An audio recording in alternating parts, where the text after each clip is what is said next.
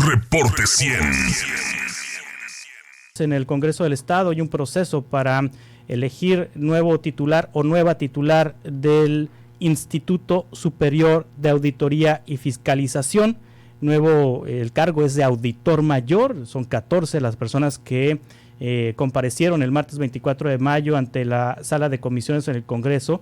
Francisco Acosta, Manuel Alanís, Patricia Eugenia Argüelles, Mario Arbizu, Ali Becerra, Marco Antonio Celaya, José Federico Cota Félix, Rosalba Díaz Kirk, Eduardo Estrada, Beatriz Elina Huerta, Carla Beatriz Ornelas, José Otón Ramos, Ricardo Romero y Alfonso Humberto Ruelas Ramos. Y para platicar sobre este proceso que está viviendo el Congreso del Estado, está con nosotros esta mañana en una mesa de análisis Guadalupe Ruiz Durazo, contadora pública certificada, a quien le agradezco que esté con nosotros esta mañana. Guadalupe, ¿cómo estás? Buenos días, bienvenida. Muy buenos días, gracias por la invitación y muy buenos días a tu auditorio. El analista político Óscar Cerrato, ¿cómo estás, Óscar? Buenos días, bienvenido. Muy bien, gracias a Dios, muy buenos días, Lupita, muy buenos días, Juan Carlos, y sobre todo muy buenos días al auditorio. Antes de entrar al tema, ¿querías comentar algo, Óscar? Sí, rápidamente, de avisos parroquiales. Fundación Esposo Rodríguez, que tiene 76 años trabajando en Sonora por el bien de los niños y jóvenes, hoy cierra una convocatoria importante de becas para el CETIS en Mexicali. Hay 3 becas disponibles y el 31 de mayo cierra la convocatoria para 3 becas de posgrado de hasta $40,000 cada uno. Pueden ver la información en fer.org.mx. A los jóvenes que están pensando estudiar es una muy buena oportunidad de conseguir una beca. Sí, muchas gracias por esta invitación y para la audiencia. Y bueno, para poner en contexto a la audiencia, ¿qué es el ISAF, Guadalupe? ¿Cómo poder entender el ISAF, que la audiencia sepa qué significa o para qué sirve este Instituto Superior de Auditoría y Fiscalización? Mira, vamos a empezar un poquito antes. Ayer te escuchaba con uno de tus invitados y hablabas de que las finanzas públicas del gobierno de alguna forma estaban siendo reconocidas. Y déjame decirte que las finanzas públicas incluyen tanto la parte del ingreso como del gasto. En el ingreso, en la recaudación, estamos muy bien. Tenemos 30 años trabajando, tiene el país cerrando los cercos a los contribuyentes, y la recaudación en pandemia no solo no se les cayó, se mantuvo y un poquito más. Se puede haber caído la economía, pero no se ha caído la recaudación. Eso es por el trabajo que se ha hecho en el ingreso, en lo que recaudan, en los controles que nos ponen a los contribuyentes. Pero ¿cómo gastan? Estafas maestras, operaciones Zafiro, etcétera. Nos falta hacer algo en el gasto para eficientar el gasto con el mismo ahínco que lo hacen con el ingreso. Es un tema que no solo es de los órganos fiscalizadores, aquí tiene que ver el ISAF, las contralorías y todo el sistema estatal, nacional anticorrupción. Claro que hay que hacer modificaciones legislativas para cerrar los cercos como nos lo cierran a los contribuyentes, pero el ISAF hace una labor importante de control. Revisa los estados financieros, revisa el ejercicio del gasto, del ingreso, de los 3 poderes, de los ayuntamientos, de los organismos autónomos y de todos aquellos que ejercen recursos públicos. Es muy importante como parte del combate a la corrupción. ¿Qué hacen? Pues revisan los estados financieros, revisan las cuentas públicas, fiscalizan los ingresos, los egresos, cómo gastan los entes públicos, investigan los actos u omisiones a la legislación, evalúan el sistema de control interno para determinar qué riesgos hay de que los errores o los malos manejos se den, revisar que se haya seguido la normatividad legal para ejercer los recursos. A mí me parece que alguien así, que hace auditoría, que revisa la contabilidad gubernamental, pues tiene que saber de auditoría. Y tiene que saber de contabilidad gubernamental, y tiene que saber de control interno. Hoy parece que tenemos perfiles muy amplios en los órganos de control. Puede ser economista, puede ser licenciado en Relaciones Internacionales, puede ser licenciado en Administración Pública, puede ser ingeniero civil. Entonces mi primera pregunta es, ¿cuál es el perfil adecuado para este cargo que es muy relevante en el control? Es una pieza, hay muchas, pero los diputados fiscalizan ¿con base en qué? Con la información que le presenta el ISAF, de las auditorías. Entonces es importante el primer punto que pone Guadalupe Ruiz Durazo es hay que estar revisando el perfil. ¿Cuál es el perfil de la persona que va a ocupar el cargo de auditor mayor en el Instituto Superior de Auditoría y Fiscalización, que es el ente responsable de vigilar el gasto de los entes públicos en el estado de Sonora? Oscar Cerrato, ¿el ISAF existe desde el 2013, como lo conocemos actualmente? Como lo conocemos actualmente, bueno, primero hay que recordar que la función de fiscalización le corresponde al Congreso. Sí. El Congreso legisla, presupuesta y fiscaliza. Y en este tenor, el Congreso tenía un órgano de fiscalización que es el ISAP, un órgano especializado en auditorías, y en todo este devenir de reformas a nivel nacional que se ha dado para ir creando la auditoría superior de la Federación y luego en los estados, viene desde hace 10, 12 años el organismo. Luego se le da una independencia en una reforma constitucional con algunas aristas cuando se crea el sistema estatal anticorrupción bajo el gobierno de Pavlovich, y en ese mismo tenor se le da y se plasma la intención de una permanencia transeccional de los titulares para evitar caer en el ciclo político. Estos entes que se crean con una gran ilusión y con una gran intención de ahora sí, esta vez será diferente y vamos a fiscalizar adecuadamente, y la idea es de que sea un organismo técnico que haga los procesos de auditoría, que haga los procesos de revisión de los controles y de riesgos de cada uno de los entes. El sacarlo del Congreso, que se hizo a nivel nacional, la idea es decir, vamos a despolitizarlos y hacer un organismo eminentemente técnico. Y evidentemente la intención al hecho, pues hubo un gran abismo y no funcionó, porque pues lo único que hicieron, sacaron el que lo hacía dentro del Congreso y lo pusieron afuera, y siguió politizado y siguió con las mismas prácticas, y a decir por las investigaciones periodísticas con las mismas mañas, porque en el ISAF de Sonora hay que recordar que se encontraron empresas factureras y empresas fantasmas que estaban proveyendo servicios. Entonces, aquí, además del perfil, como se menciona en este momento, se tiene que mencionar la parte de la independencia, no solamente técnica, sino la independencia política, porque si no vamos a estar nuevamente en un proceso de captura de instituciones que tanto le gusta a este gobierno estatal. Es la última institución que le falta capturar para ahora sí, en ese esquema priista antiguo, el carro completo. Sí, Guadalupe Ruiz Durazo, que en esta historia del ISAF del 2013 a la fecha, ¿ha tenido un caso de éxito? Digamos, un caso en donde haya detectado un posible caso de corrupción, no ya consumado, sino haya advertido, por aquí puede haber un caso de corrupción y lo voy a prevenir. ¿Tiene alguna historia de éxito el ISAF en los últimos años en Sonora? Mira, antes de ir a esa pregunta que me haces muy interesante, quiero recuperar dos cosas que dijo muy importante Oscar. Juegan con nuestra ilusión, sí, porque tenemos desde hace décadas, estoy hablando desde que se publicó en el 2000 la Ley de Acceso a la Información Pública, soñando con la transparencia, y nos siguen escondiendo la información o mintiendo, dependiendo de quién está en el cargo. Y también soñamos con perfiles técnicos. Un perfil que no sea técnico en una institución como esta es el primer y más grave error que tendría que evitarse. Yo le decía a Oscar antes de entrar, yo no entiendo por qué las palabras son tan fáciles cuando son candidatos y parece que pasan una puerta y se transforman a la hora que toman el cargo público, ¿no? Sobre si ha habido cambios o no ha habido cambios, yo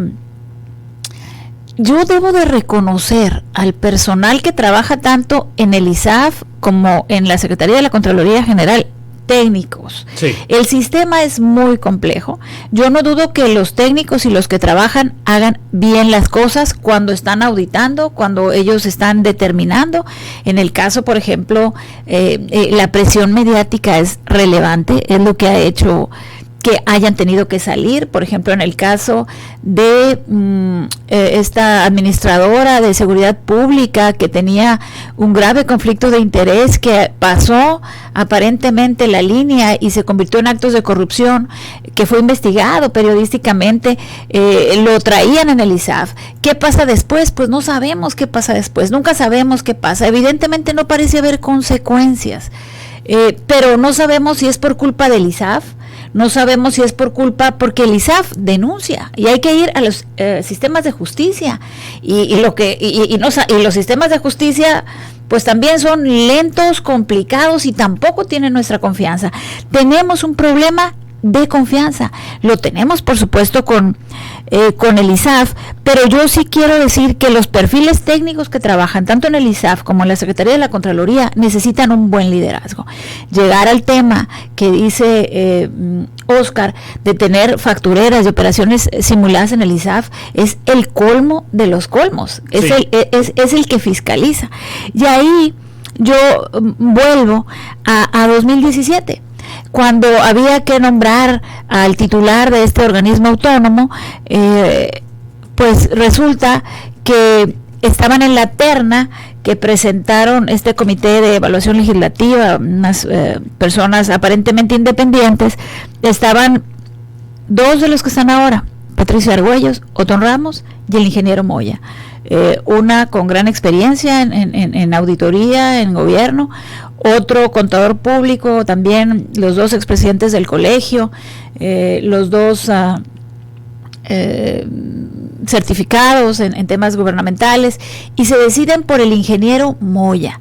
O sea, para mí alguien que no tenía el perfil en ese momento, y hemos visto un poco, y yo no culpo al titular del ISAF, pero sí la desilusión tiene que ser mayor cuando vemos que en el Ejecutivo también hay hubo desvíos de recursos. En el Ejecutivo la estafa maestra no se sancionó, la operación Zafiro no se sancionó, es culpa de ellos.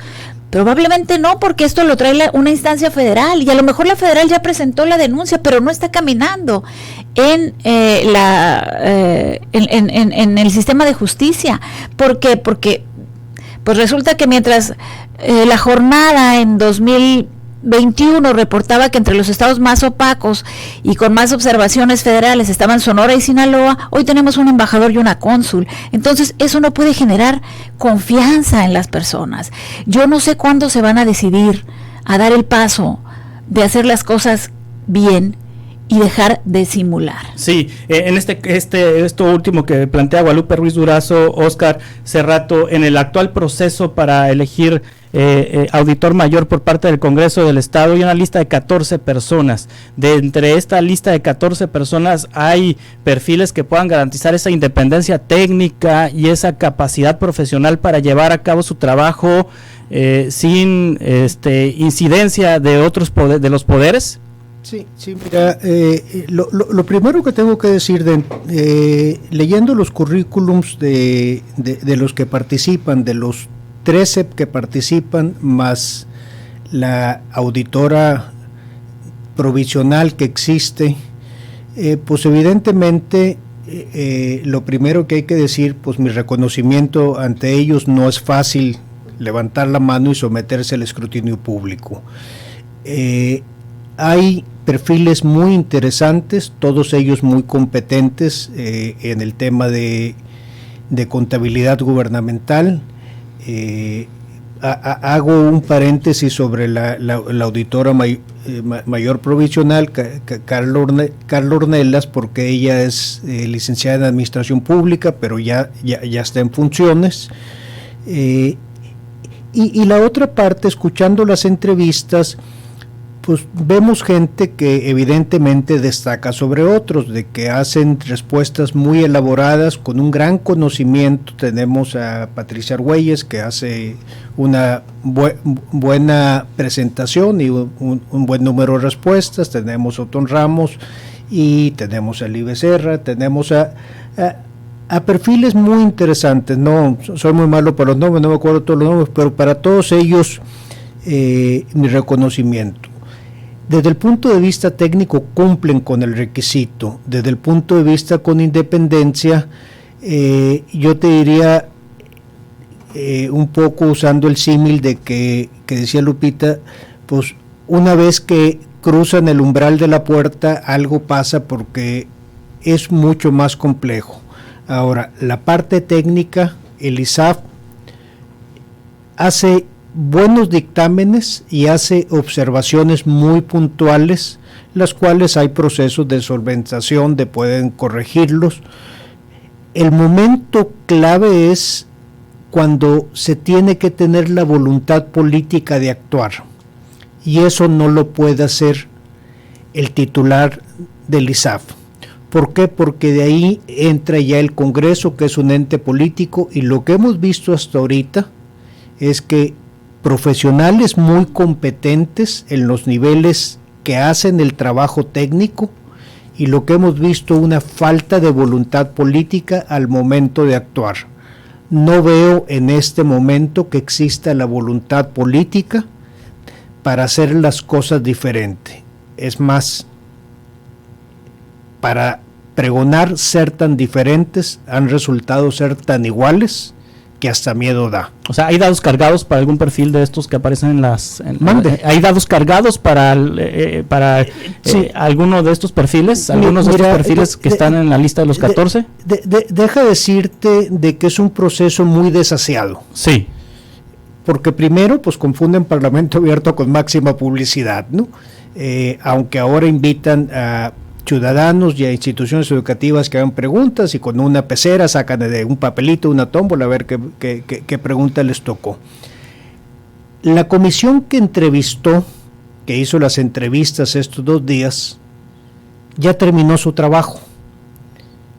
Una comisión completamente distinta, que es la Comisión de Régimen Interno y Coordinación Política, o confrontación política a veces, va a decidir en una sesión cerrada, en esos procesos de caja negra, y esta comisión pues está cargada y tiene la decisión Morena. La preside Ernestina Castro.